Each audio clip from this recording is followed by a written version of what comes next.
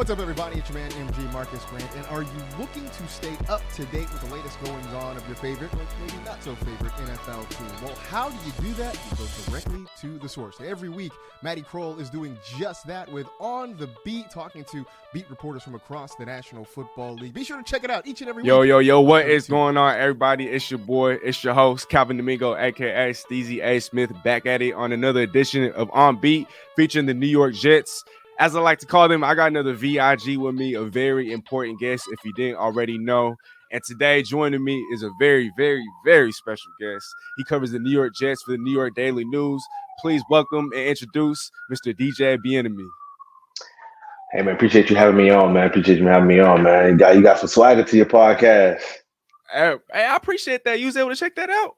Yeah. Oh man, that's love, bro. That's love. I mean, shoot, I've been reading some of your stuff. I've been tapped into some of your stuff, so the respect is there too. I appreciate that, bro. How you doing today? I'm doing good, man. Just draft over with, so now just getting ready for some real football soon. Well, I mean, we still got 3 more months, but now we can focus on actual football. Right. I mean, in the draft, that was something that everybody was looking, forward to, and now that it's come and gone, like you said, there's a whole lot of, I guess, I don't want to say downtime, but you know what I mean. There's a lot to get into as it pertains to all the prospects and whatnot. The Jets, I mean, like knocked it out of the ballpark with all those draft picks that they made. But before we get into the football section or portion of the interview, I wanted to congratulate you. I was, checking you up on Instagram, and it's been a little over a year since you started at the New York Daily News. I gotta ask, bro, what's been the biggest lesson in the past year? Working at Daily News? Yes, sir. That's a good question. I think biggest lesson, I would probably I would say that, like, for sure the biggest lesson is just like when it comes to like trying to break stories and stuff like that, how much of it is like relationship based. Mm-hmm. Like a lot of transactional stories are basically you gotta be tapped in with agents for the most part. So like that's been something interesting to navigate. It's not very fun. Because like that agent knows you only really talking to them to get information, and I know I'm only talking to you to get information. Versus like I'm talking to a coach or I'm talking to like a player, like I'm kind of just more building like a genuine relationship so I can, I'm trying to get information too, but like I usually ask like coaches and players, I'm asking them about football also. Like I'm diving deep into that. Like I'm trying to ask those specific questions so I can help my reporting, help my writing, things of that nature. But however, I mean, when it comes to agents, it's just strictly like transaction. They know it. So that's why like the main guys are the main people that break a lot of the stories. So when it comes to like, where players are going, yada, yada, yada. So that's probably the biggest lesson. Like that's something that's really, I don't, it's really difficult to navigate. Like if I'm being like all in 1K, like that's really difficult to navigate. Cause like some people care about those type of stories. So like, you do want to break those stories, but like, man, it is tough. Hey, I mean, there's a whole bunch of fish in the sea, when it comes to breaking news and doing all that. So, to hear that answer, I respect that. But I'm going to move on to something else. So you were a D1 athlete in track at the University of Louisville, and you received your Master of Science in Journalism at Columbia University. So how were you able to balance and manage to split time between both those schools? And why did you ultimately choose to pursue being a sports writer over pursuing a career in track? So I think at Louisville, you said Louisville. It's people in Louisville, boy. I'm telling you, they die about Louisville, boy. If you say the name of the city wrong, they go crazy. But I mean, for me, like I was at a couple of junior colleges prior to that, and I was playing football, and I was running track at the last one, and football didn't work out, so I needed a scholarship or something. So I didn't know I was gonna pay for school. I mean, my grades weren't the best, so. Once I got I ran fast enough to get track scholarships. Once I got that, I just Louisville because they gave me the most money. And after that, after I was done, I eventually went to Columbia. Like a year later, I did some like freelance work and things of that nature. But I wanted to be a sports writer because I still wanted to be involved in sports, but I didn't want to do the typical route of like being a trainer or trying to be a coach. I was all right. Like I could still be involved with sport, but I want to do something different. Like, you know, like I wanted to do something that's more. Well, I mean, all that is challenging in some aspects. But I want to challenge myself in a different aspect, you know, or and tap into things that I was naturally good at, which was talking about sports, writing about sports, things of that nature. So that's why I went with sports uh, writing route. Hey, I meant to say Louisville. I don't know why I came out like that, but I appreciate you for catching that. I wanted to say though, bro, that's crazy. I'm not trying to make this about me in any way, but you know, it Right. sounds for me. I play football, I play basketball. You know what I mean? And I wasn't you know, able to Where'd you get play to the at? professional ranks. No, I played in high school. I didn't even play no college ball, nothing like Okay, that. okay. But football, basketball, those are two, you know, huge passions of mine. And you know, once I Right. kind of figured out that I wasn't going to pro, nothing like that, I was like, you know, I want to stick around. You know, when it comes to sports, Right. I've always been a good writer. I've always been, you know, just a big fan of sports. And so I said, if I can't play professional sports, why not stick around and cover it for a living, right? Of And so course. I can most definitely relate. And speaking of things that I can relate to, you haven't been born and raised in South Florida. It's easy to see why you had ties to the Miami Heat. Now, I wasn't born or raised in Florida. You know, I was raised over here in Seattle. And as a Heat fan myself, I'm also a fan of Tyler Herro. However, when I seen your Twitter, I seen some crazy stuff. You was talking I'm about up and how down on Tyler, man. I'm up and down on Tyler, man. you up in there. Yeah, I I be up don't and know if you down. was trolling, bro, but I got to get this off my chest. You said that Tyler Herro is better than Trae Young. Well, I'll be just trolling. Like my basketball tweet can't never be taken seriously. Like Okay, I only okay. See, really I take knew you was seriously trolling. is the Heat going to the finals. But that's it. Everything else, I just be tweeting. Like if I think it, all right, I'm fire it off. That's it.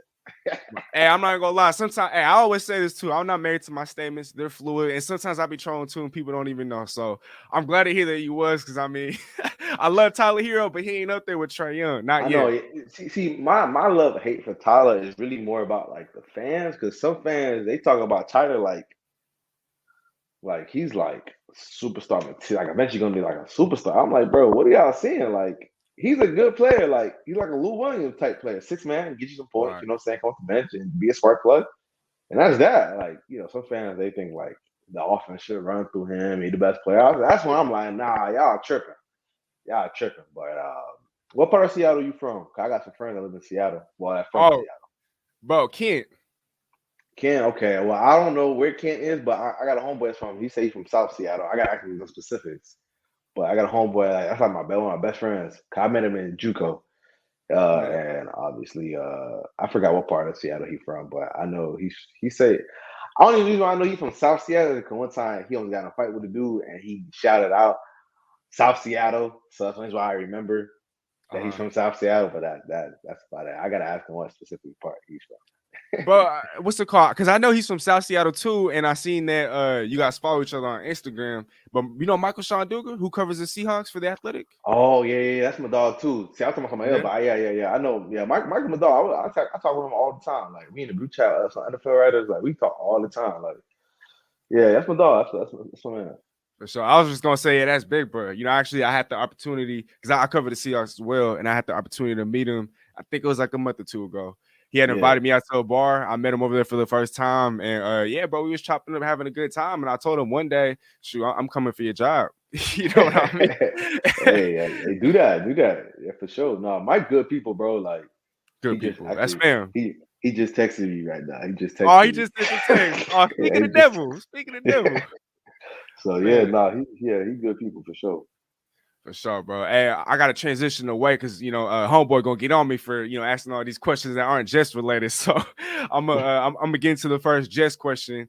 So the Jets have long been a laughing stock, right, of the Hmm. NFL. And I know you're still new, in the game, and so you're probably not gonna look at it like this. But does that ever get to you in any way, knowing that this is a team that you cover, knowing that people laugh at the Jets, knowing that people disrespect the Jets? Nah, because I cover the team, so like I'm not like a fan of them. I just cover them. So like whatever the narrative is, like if it's like an outrageous narrative, then like I'll defend the Jets. But like sometimes like if it's a harsh narrative, but it's kind of accurate, like I'll be like, yeah, I agree. Like it's not really hard for me because like again, I'm just specifically just I write for New York Daily News. I'm not really like a fan of them, so I just kind of started. I try to stay down the middle. Uh-huh. Um, for the most part, like sometimes I'm gonna lean right, sometimes I'm gonna lean left, sometimes I'm gonna lean up, down, whatever. But like at the end of the day, like I try to make sure all that's balanced to where like for the most part I'm in the middle. So the narratives. I mean, the only for them to change some of those narratives to start winning. So that's kind of how I always say. That's kind of how I always look at it. 1000. You just gotta call it how you see it, right? You feel me? What was I gonna say? Okay, so moving on to the next one. So, like you mentioned in the headline of one of your most recent articles on the Daily News, you talked about how the Jets supercharged their rebuild, right?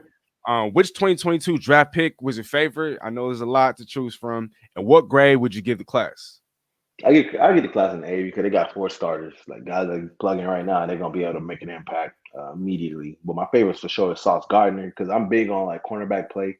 Like cornerbacks, like it's hard to find good cornerbacks, especially with the rules now today. How basically it's geared up for offenses to receivers to win.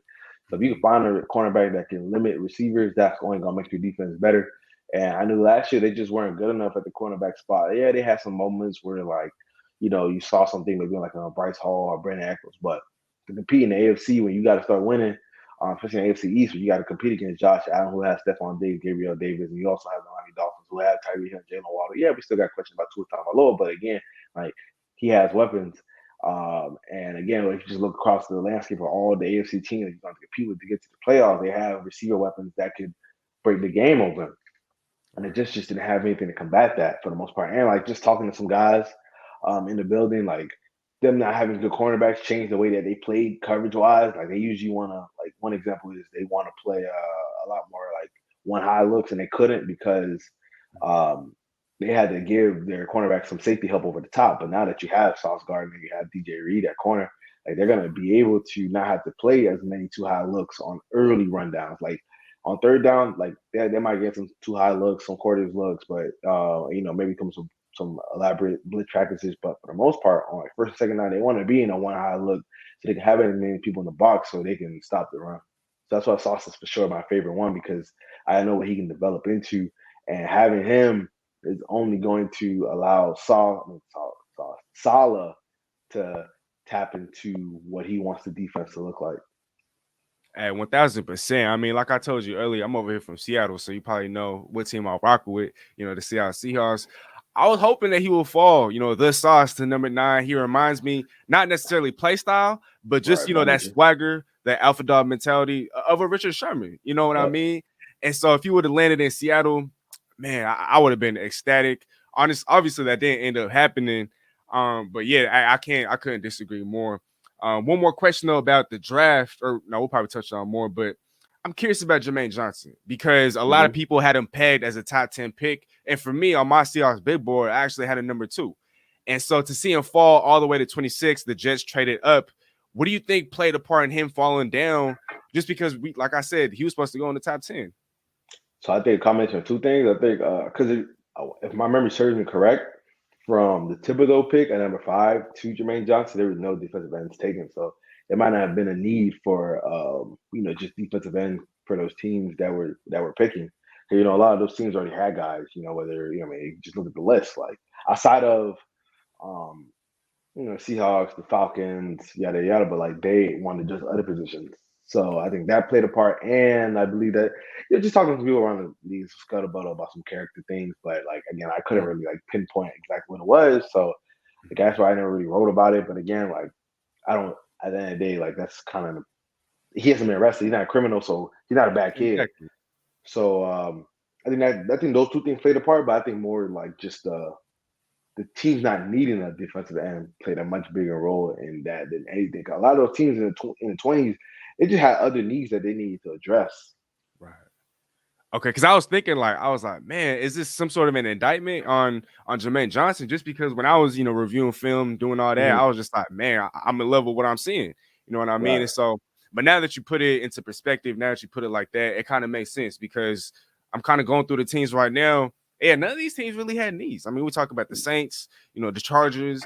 Right. I mean, list goes on. So yeah, like they didn't really need like an edge rusher, especially when like Chargers. They got 2 guys. They got Mack and they got what's the dude? Bosa.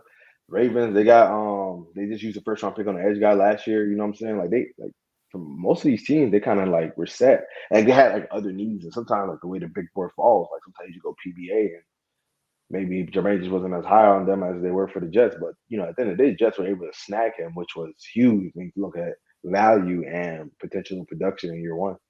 And need as well. I mean, I know the Jets do have Carl Lawson. He's coming off a torn Achilles, but that pass rush obviously needed some boost. And I think with Jermaine coming in, right. And so, man, but 3 first-round picks, 3 top 10 prospects in the first round. Jets obviously, like I said, knocked out of the ballpark. But you talked about the AFC, right? And how all these teams in the AFC making moves and whatnot.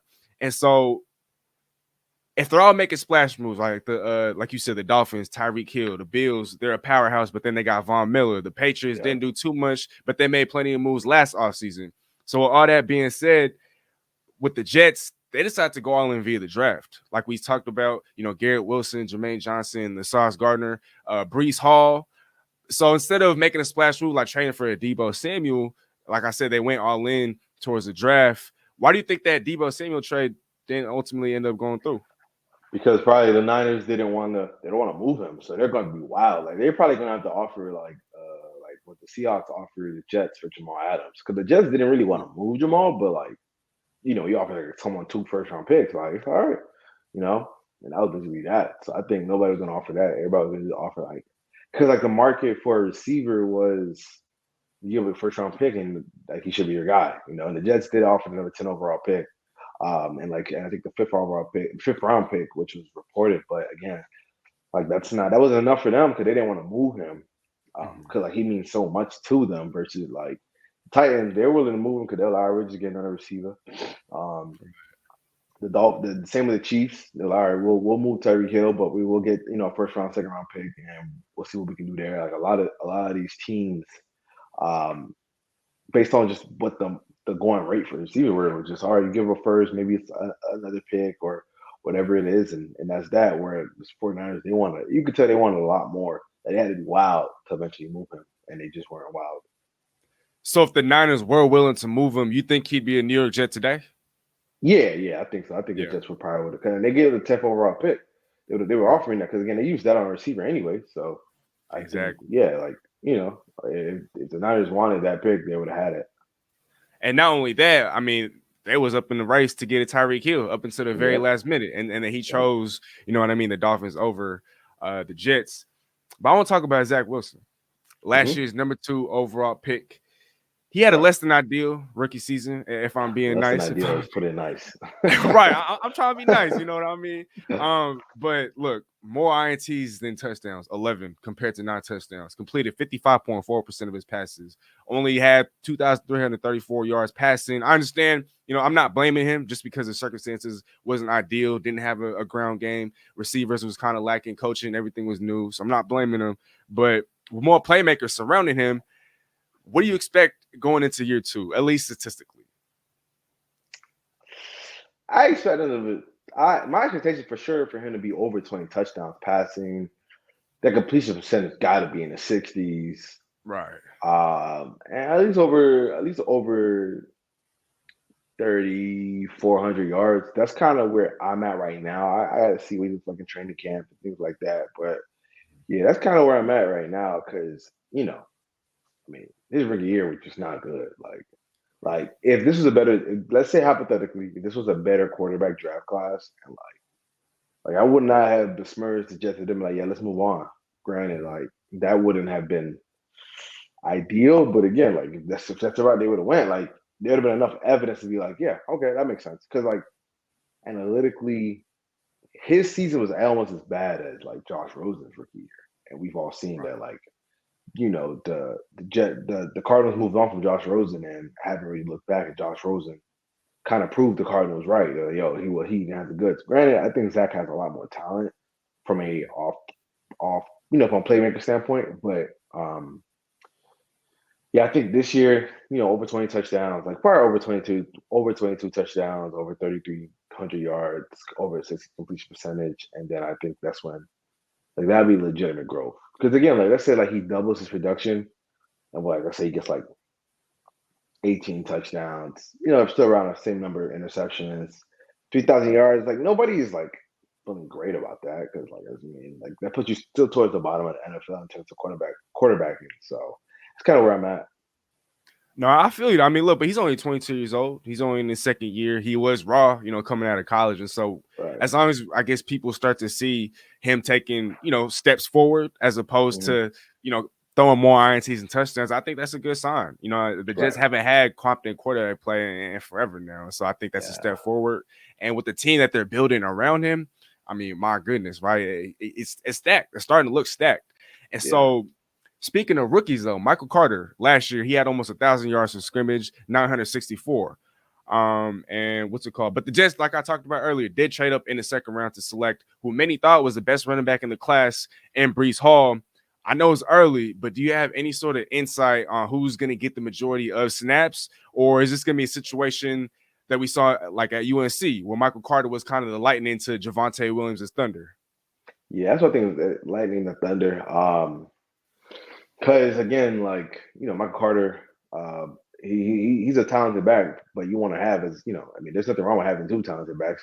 I think they're trying to build something similar to like what the Browns had, where like the Browns gave Baker multiple receivers, multiple tight ends, two running backs, good offensive line, and I think something similar to that way. Like, okay, yeah, you got your workhorse and Nick Chubb, but you can still hand it off to Kareem Hunt. I think that could be the same, or deal with Breece Hall, where okay, yeah, you got your workhorse with Breece Hall, but you can still have your scat back and Michael Carter. So that's what I think it'll be, like a running back by committee approach. But again, like those two are really two good options to have. At 1,000%, bro. Do you play fantasy football at all? Yeah, most definitely. Like Michael Carter and Elijah Moore were carrying me at one point. Oh, for real? Because I was gonna say, bro. So if you talk about a timeshare with Breece Hall and Michael Carter Jr., should fantasy football enthusiasts or fantasy football players should they look to draft any of these guys in the early rounds, or is it something you want to stay away from? Maybe Breece. Maybe Breece. Maybe I think Breece is gonna like he might be able to pop in year one. So I think he'd be a good option. Yeah, I think Breece for sure. Like I think if I had to choose one Jets player, it'd probably be Breece or Michael Carter, because like they're gonna touch the ball a lot, and they're gonna touch the ball in the ground game and the pass game. Like the receivers, like Elijah, Garrett Wilson, Corey, like they're all gonna be taking targets away from each other. So. That they made, they only used one on an offensive lineman. So do you foreshadow, do you see any moves?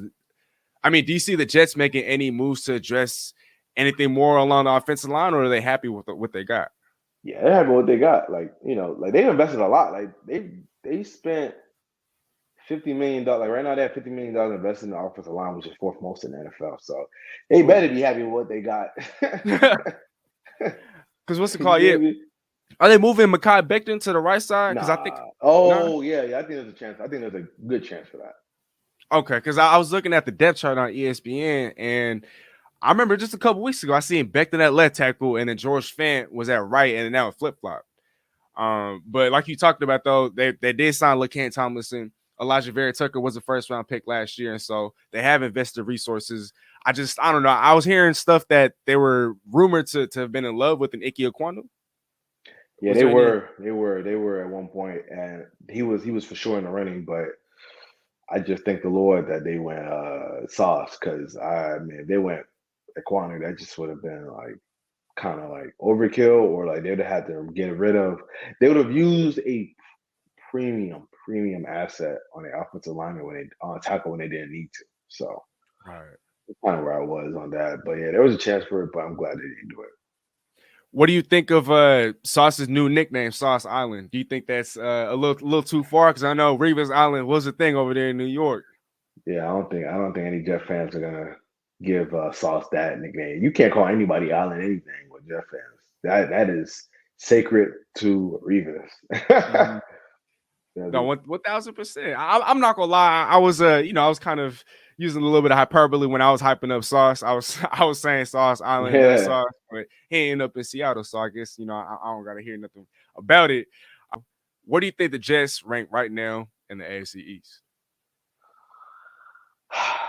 Right now, I think as everything currently standing, they're probably still fourth, but I think there's a chance for them to possibly be like second or third, based on just how things shake out. I think like if Tua doesn't take that next step next year, then like the Dolphins will probably be like a middling team, and the Jets could possibly jump them. I think the Jets have more talent than the Patriots right now, but the Mhm. Patriots are still the Patriots, and you have to show them respect. Like they're going to still be well coached, things of that nature. But I think that the Jets just they have as much talent as the Patriots for O line, D line, receivers, cornerbacks. Like they have more playmakers, but like that's still the Patriots at the end of the day. So I think right now fourth, but I want to see how they look at training camp, and I want to see how I'll say look at training camp, and I want to see how the talent's how to come together. But I think, man, they got time, man. They could for sure at one point be second, possibly third.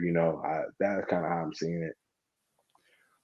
And then, man, I keep saying this, but like I rep the Seahawks, and so the Jets and the Seahawks, they've kind of, I don't know, they've had somewhat of a back and forth affair with some of these players. I mean, we talked about the Jamal Adams trade, George Fant, he came over from Seattle.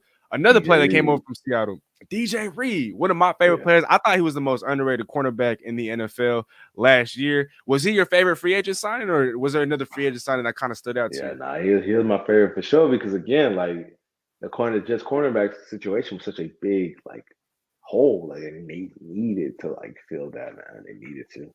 So like again, like that was step one, and they were Uh-huh. able to finish it and get another cornerback for the future. So yeah, man, that's for sure my favorite. Hey, take care of him over there, cause man, he was a great player for us for Seattle, and so he's definitely gonna be missed. But now we're gonna change. Um, so it says, well, I read this somewhere. I think it was on the New York Daily News. When you're not covering the Jets, you play. You're kind of a Madden junkie, and I just so finished playing Madden. you just got done playing. Well, I I gotta just ask, played bro, do Madden. you run with the Jets or do you run with the Dolphins? What team do you run with? So like during the season, like I was actually I used to do like a Twitch where I would play with the Jets online and then like let fans like, you know, sit in and watch and like they ask me questions and stuff and I just chop it up with them or like I'll do the same thing if I was in season. Like I'll do like a franchise mode with the Jets. Like I couldn't find any Madden leagues that were sustainable when I had the Jets. For some reason, like things always went left in those leagues. But yeah, I can play with Jets a little bit. Dolphins here and there, but the team I play with the most is the Ravens. Like I play with the Dolphins if like there's a team that I'm playing with on like in a franchise mode that has similar characteristics to their offense. Like this one league I'm in, I did a fantasy draft. Like my O line sucks, and my quarterback is Jordan Love. So I kind of got to play Oh, like quick game. So to the Dolphins, I'm basically playing quick game. But like when I want to just trying to run it up, I'm gonna run with the Ravens and let Lamar Jackson go to work. man, you can't go wrong with that. That's one of my favorite players in the league. Yes, So you're sir. not a Ravens fan, are you? No, I'm a Dolphins fan. I'm a Dolphins fan. Ravens are like my second favorite team. But yeah, like I'm a Dolphins fan for sure. I mean, I'm from down there. That's the only team I watch. I can watch on Sundays. So that's the team that I just ended up gravitating towards. Okay, 1,000. Well, I heard you. I heard you. So before we wrap this up, I want to ask you one more question. And I kind of alluded to this earlier, but you still kind of working the game. Would you agree with that statement? Yeah, most definitely. I'm only. This is only with we 2022. I graduated from Columbia, my master's, almost 2 years ago. I graduated like mid May, and we're about to hit mid May in like Mhm. 2 weeks. So like I've only been in the game really for 2 years. I've been covering the Jets for about a year and some in the 2 months. So yeah. So with that being said, is there a favorite player or like a favorite experience that you want to talk about that's happened in the past year and a half covering the New York Jets? Hmm. Favorite moment? Um. That's a good question. I know it's kind of a tough one because we're talking about the Jets. Yeah. Right. but but no disrespect. I'm just talking my stuff. I think for sure week one, man. Week one going to when they went to go play the Cart and the Panthers. Okay. Um, that my first NFL game to cover, like first regular season in college. I covered like the preseason games, but like that don't really count. And it was in Carolina, and the first newspaper that I interviewed with was the Charlotte Observer to cover Mhm. like to cover UNC basketball and football. And so like it was like kind of like a full circle moment in a sense where it was like, okay, the first paper I interviewed is the first and the city where the first the city for the first spot I interview with is going to be the first game, like the first NFL game that I'm going to actually cover. You know what I'm saying? Like that was pretty cool for me. That's probably one of my more favorite moments. I'm just, just like, okay, like full picture, like I prayed for this moment, like I worked for this moment, and this moment happened. You know what I'm saying? So like that's kind of where that was one of those moments where I'm like, wow, like I'm here. And I think like maybe the Tyree Hill trade because there was like it happened so fast where it was okay, the Jet okay, Tyree Hill asked for a trade. All right, 10 minutes later, all right, Tyreek Hill is choosing between the Dolphins and Jets. And then I got like a tip from a source saying that like, oh, he's not coming. So like I was able to write a story off that quickly because like time was the essence at that point where like you needed to be fast because like everything's happening so fast. So like time was of the essence. So I was able to like write that up and then put that out to like team sources not optimistic that Tyreek Hill will come to the Jets and then boom.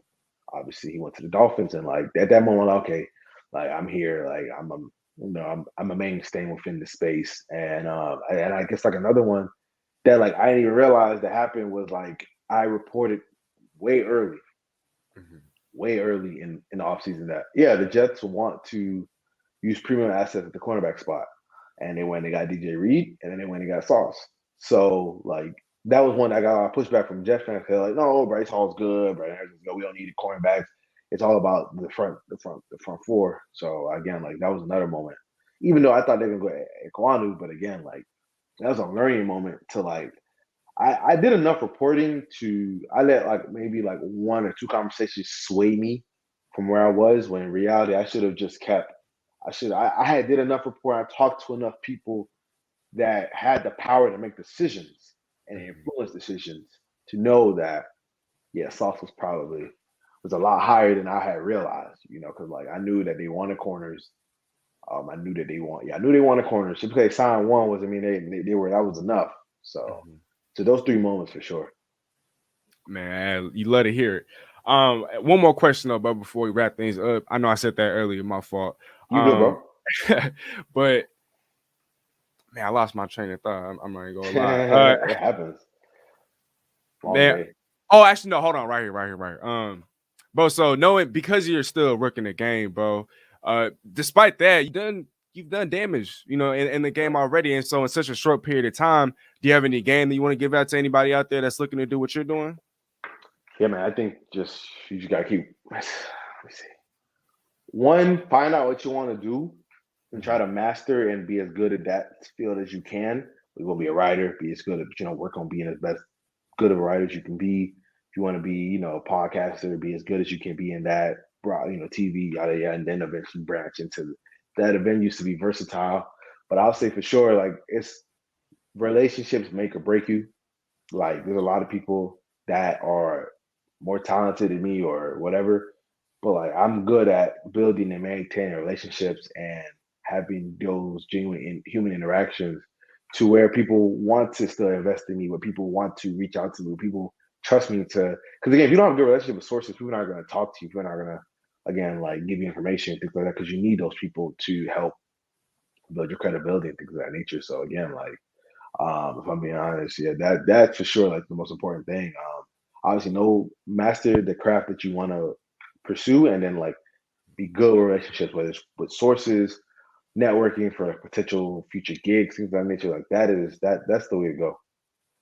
To all the young kings out there, to all the young folks out there, that's a whole lot of game from Mr. DJ Bien Aime. So definitely be sure to take notes. But DJ, man, you know what they say: time flies when you're having fun. That just about wraps up the show. So before we go, do you have any plugs, any social media handles, anywhere where people can find you? Anything that's coming up that you want to let the folks know? I mean, yeah, I mean my Twitter is DJ BNMA. Basically, it's my name. Writing wise, I mean, I'm took a little break. I mean, shoot, like it's, Yeah. you feel me? Like, I Version. need to take a quick little break. You know what I'm saying? But yeah, I mean, find me on Twitter. I interact with people on Twitter. That's that. If you got a specific question you want to ask, my DMs are always open, and that's basically that. Bet, bro. And like I said at the top of the show, man, I really appreciate you for coming out here, taking the time, tapping in with us, bro, showing us some love, gratitude. That mean a lot, bro. Hey, but that's gonna be it for today on another edition of On Beat, featuring the New York Jets and featuring the New York Daily News is Mr. DJ BIEN AIME, brought to you by the 32-Bit Network. I hope you all have a great and a blessed day. Be easy. Wizzy, wizzy, wizzy, wizzy. We're ready, and we're ready, and we're ready, and we're ready for all. I'm ready for all today.